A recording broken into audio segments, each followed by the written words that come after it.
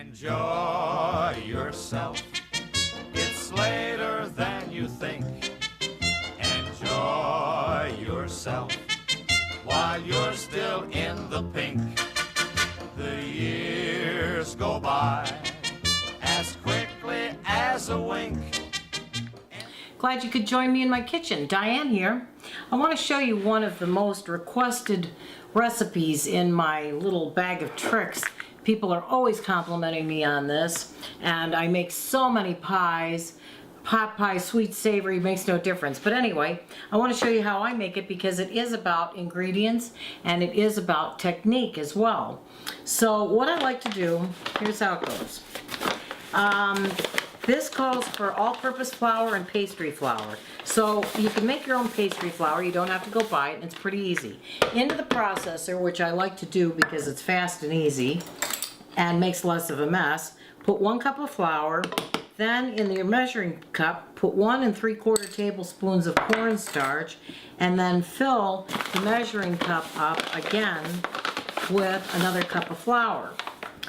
And put that in the processor. And then you want to measure out, I'm just measuring about a 1/2 teaspoon of salt. This is a different kind of salt. It's called real salt. I love this stuff. From Redmond, Utah, but you do use 25% less. You can go up to a teaspoon of salt if you're using kosher or sea salt or something like that. So anyway, now you have the pastry flour that you just made plus 1 cup of all-purpose flour, and I like to mix that up really well in the beginning. Then, after that's mixed in the processor, that acts as sort of like a sifter. Then put in your butter that you already have cubed. You want to make sure that the butter is nice and cold, because the trick with this is keeping the butter cold, keeping the lard cold, and working with it as quick as you can. So it's 3/4 pound of butter, 1/4 pound of lard. The butter is for the flake and the lard is for, or the butter is for the flavor and the lard is for the flake. Then give that just a couple pulses. Don't let it run all the time, just to slightly mix it. Then you're going to put in another 2 cups of flour, and I scoop this off the top with the bag itself so that I get a level cup.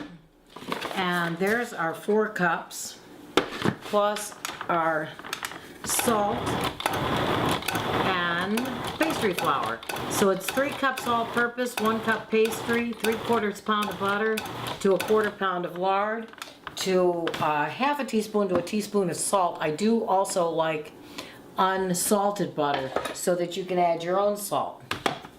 Then after it starts to look like a pea, then you put it into a bowl. Now this part I always do by hand because you really need to have a feel for when this dough is done. You can't really get that feel, and you want to check the dough to see if you have any larger clumps of butter in it.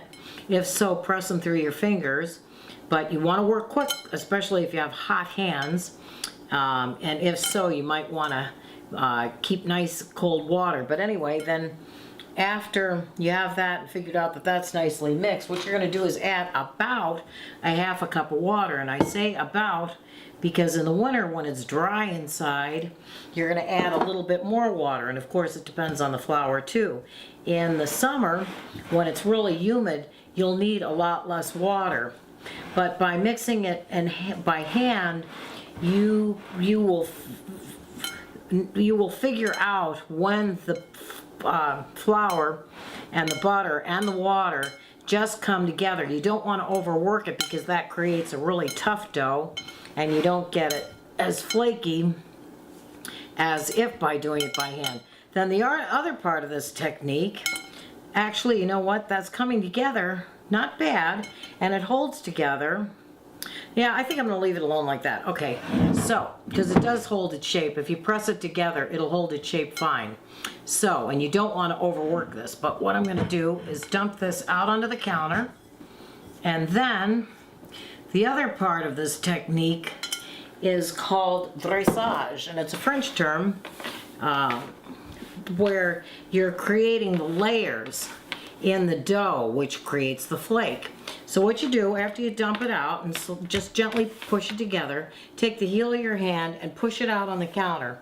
And you can see where the flakiness comes from, because you'll see the butter start to layer. It will look like shards in the dough as opposed to looking like little clumps of tiny peas.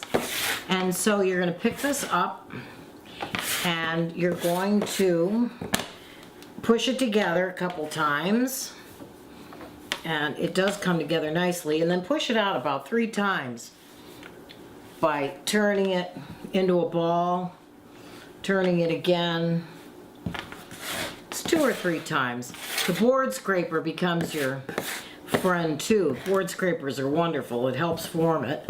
And then push it out again, and you can see all the little flakes in the dough. So after that, then I form it into one nice big ball of dough.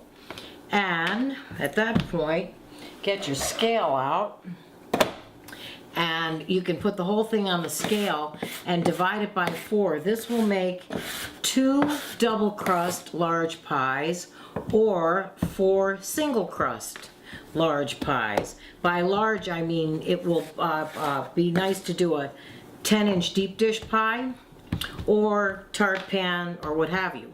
So anyway, after that is into one ball, I'm gonna divide it and weigh it out. It's usually around 10.5 ounces.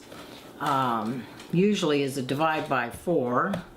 And then what you want to do after this is divided out nicely is to take each ball and press it into a disc. If you have to add just a tiny bit more bench flour or flour to your work surface, do so, because you want to form a cute little hamburger-like patty. And then what you're going to do is wrap them all in either saran or wax paper to be zip-locked to go to the refrigerator or the freezer. But I want this to go in the refrigerator overnight so that the flour fully hydrates, and it just makes for a much better crust. If you don't have the time to do that, you can do this in an hour, but I really do like overnight. It does make a difference. And so again, press these out into little hamburger-like patties, nice and round, and you will have your 4 balls of dough done in absolutely no time. It's nice to have this done and in the freezer, because in the freezer, if you have it in the freezer and you have these already pressed out, it doesn't take long to thaw them to be able to use them. Usually about a half hour or so, and they are ready to be used. So anyway, that is how you create a really nice pie dough. Another note I might add is if I weren't going to put this in the freezer and I knew what I was going to do with that, in other words, sweet or savory, if it were sweet, I would add about a tablespoon of sugar to it.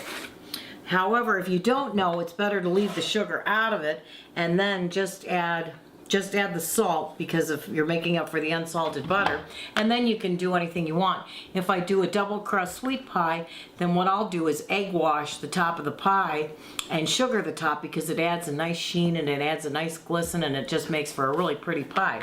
But anyway, so that is a quick lesson in how to make pie dough. And I hope you can use it. I hope you make it. If at first it doesn't come out right, do it again, because you'll be really happy with that recipe. So thanks for joining me. Hope to see you again. And Diane signing off. Thank you. Enjoy yourself while you're still in the pink. The years go by as quickly as a wink.